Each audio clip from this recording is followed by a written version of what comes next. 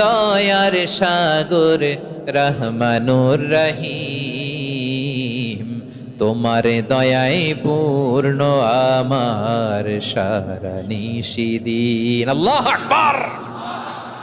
আল্লাহ বলেন রাহমাতি ওয়াসিআত কুল্লা শাই, গোটা বিশ্বের সব জায়গায় আমি আল্লাহর রহমত বিস্তৃত, এমন কোন জায়গা নাই যেখানে আমি আল্লাহর রহমত নাই। ঠিক কিনা বলেন?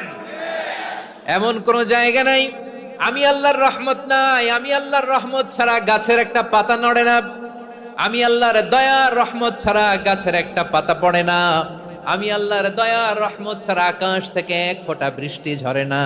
তিনি হলেন রহমান, তিনি হলেন রাহিম। ঠিক কিনা বলে? আল্লাহরে চিনতেছেন? আলোচনার বিষয় কি? আসুন আমাদের রবকে চিনি। তিনি হলেন আর রহমান, তিনি হলেন আর রাহিম। তার দয়ার কোনো শেষ নাই, তার মায়ার কোনো শেষ নাই। বনি ইসরাইলের এক লোক 500 বছর আল্লাহর ইবাদত করেছে। কয় বছর?